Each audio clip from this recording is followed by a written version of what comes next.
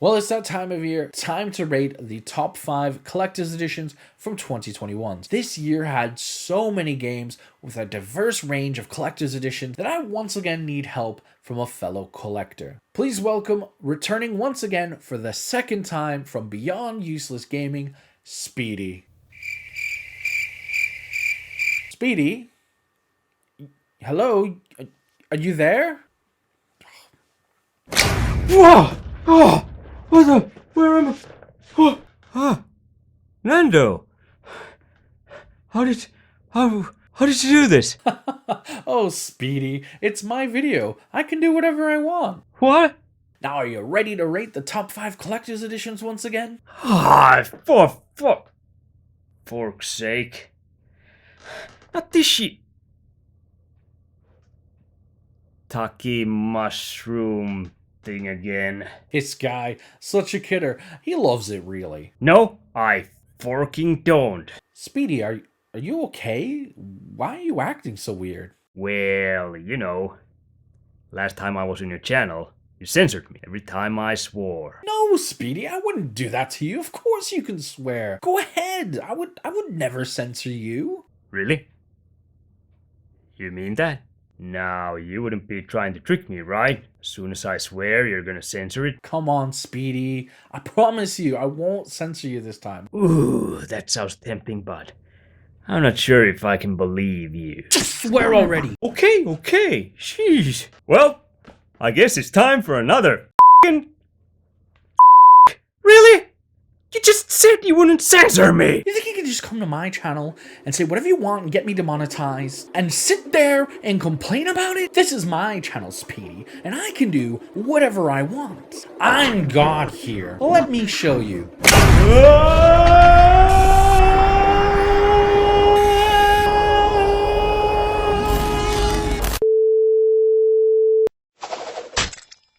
Hey guys, welcome to another video with me, Shinobi Nando. Thank you so much to my special guest today, Speedy from Beyond Useless Gaming. Thanks again for not only doing the skit, but helping me break down the top 5 collector's editions. Honestly, I don't think I could have actually done this without it. Well, Speedy, before we begin, what do you think of this year? It was pretty much shit. We filmed these separately, truth be told, and I did my bit earlier than him, so I'm just gonna assume that he said let's move on to number 5. Before we begin, I did give Speedy some actual criteria, so we weren't just pulling these out at random. We looked at things like quality, value for money, cost, and overall just how cool it was. So with that being said, number 5 might surprise you. Number 5. At number 5 we have the Pazuzu edition. I said it right this time. I'm proud of me. This might come as a shock to you, and while it does come in last place, what made the Pazuzu edition even make the list is the fact that it is so cheap. This retails here in the UK for £40, or roughly about 40 euros on the Bandai Namco store. Considering that the full game actually retails at £24 here in the UK physically, you can't argue value for money or cost. While it didn't come with a steelbook, it is the first in the series to actually include any kind of collectible or figurine, and they actually designed it so it would complement the Little Hope limited edition, which came with the steelbook, the map, and the pin. You get the additional pins to make up the rest of the set. You get some mini art cards and posters with that kind of grindhouse effect, and overall it's just a nice little addition to have. Again, it's only making the list at all because of its cost. In all my years of collecting, I don't think I've ever had something so cheap be called a collector's edition. The price point is normally reserved for like a limited edition. The figurine isn't the greatest, but then again, if you've played the game, the monsters themselves don't have a great amount of detail. So it's actually pretty nice for what you get. It's easy to display, and yeah, it's cheap. Number 4.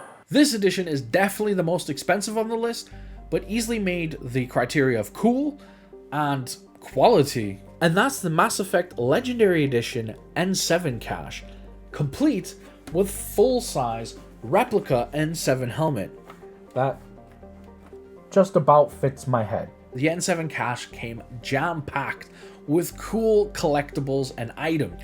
We got cool things like this lithogram that's actually solid, as you can hear there, of both the Normandy and Femshep, a morality spinner, a letter addressed to our shepherd, accepting him into the N7 program, steelbook, and more. Now, what keeps it from being higher on the list is actually the fact that it is ridiculously expensive. To even get it over here in Europe, I think cost me well over £200. Actually, another thing that knocked it down on the list, you might notice that I have another one right there.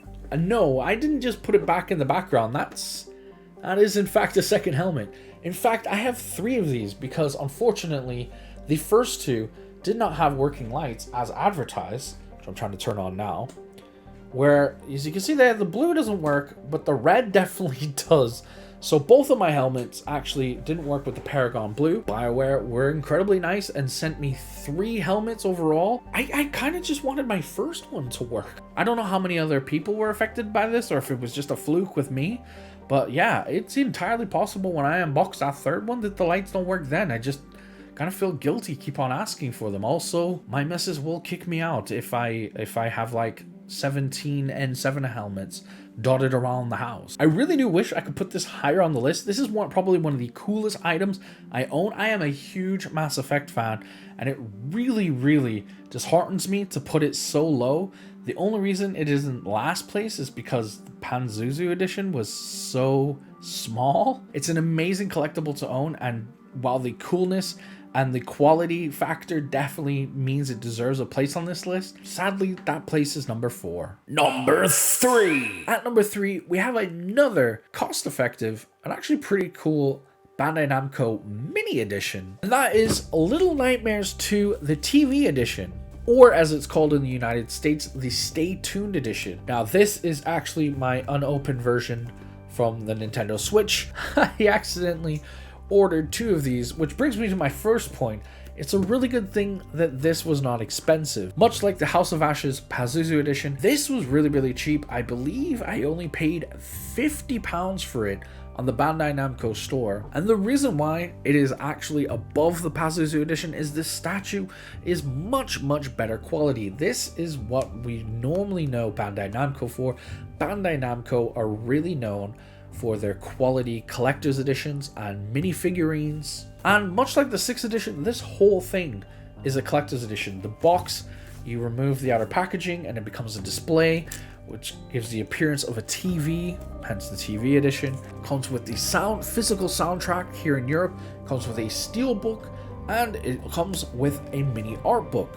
And stickers, because weirdly, if there's one thing in 2021 that collector's editions are coming with nowadays, it's stickers and enamel pins.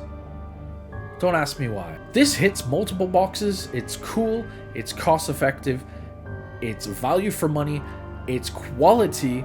It's just a bit on the small side to be any higher on this list. Honestly, if I had it my way, it'd probably be a little bit higher, but I had to, accommodate my guest star and we had to agree on these. It really wasn't the easiest of years anyways, but this one is definitely one of my favorite and also the last of the mini editions. Speaking of which, here is Speedy to present number 2. Number 2. So next on this list of best collector's editions of 2021 is Biomutant. And I have to say, the game, it was quite fun. I actually enjoyed it. I gave it 7 in my review.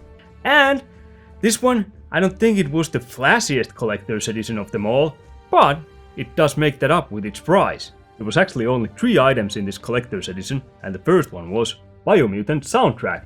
And I kinda dig this. It came in this cardboard that's kind of DVD sized and it opens up nicely. Only problem I have is that, well, the disc is here in the cardboard, and so, if you keep taking it out and putting it in, it kinda scratches more than in a normal CD case.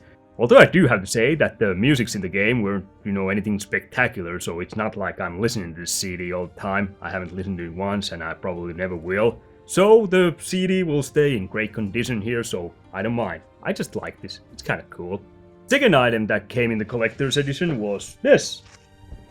It's a Biomutant flag, or, canvas, whatever you call this, cloth, something like that, one of those flags you put on your walls.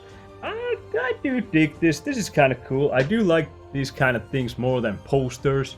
Can you see it all the way? Well, here it is. So, yeah, this was great. I kind of like this. Haven't put it on my wall though, but, still, if I ever need something on my wall, I'd rather put this than, some poster.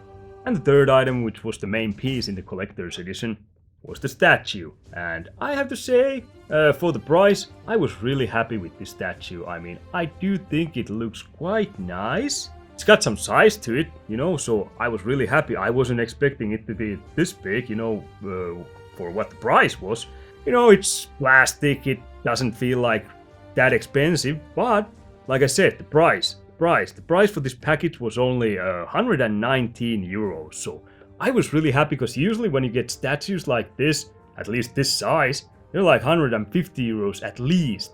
And also one of the things why I really like this collector's edition, I think they kept the cost down by not adding, stickers and pins, and art book is kind of, I don't mind those, but if you can keep the cost down, I'd rather take a statue than art books. Like Metroid Dread, that one was 110 euros, 10 euros less than this, and it basically only had that big ass art book. So compared to that, I take this any day of the week, no contest. There's also the bottom of the statue, it says Biomutant there. I am really digging this, really happy with this. Back to you, Nando. Number 1. That brings us to the last collector's edition of the year. I'm happy to say that I own it, not Speedy. I mean, we both own the Little Nightmares 2 one, but this one's mine. And funnily enough, once again, it's another Bandai Namco collector's edition. Bandai Namco have been just knocking it out of the park this year. And that is the Hoodle edition for Tales of Arise. Okay, hear me out, guys. I know some of you are going to be saying, what about the actual collector's edition? Now, if you want to check that out, I do have a link in the description.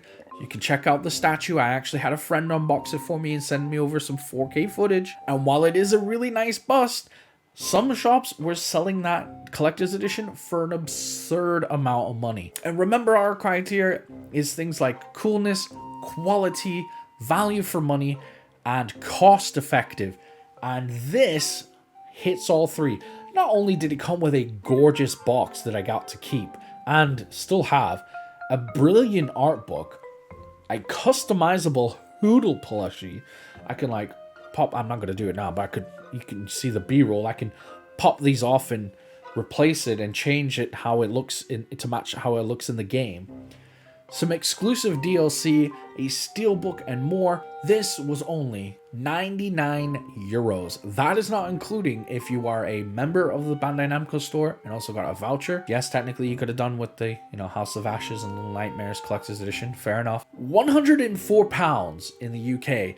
Compare that to the Collector's Edition, which pretty much only just has that bust, which is actually a lot smaller than it looks. I mean, that's my friend Lily, who has smaller hands than I do.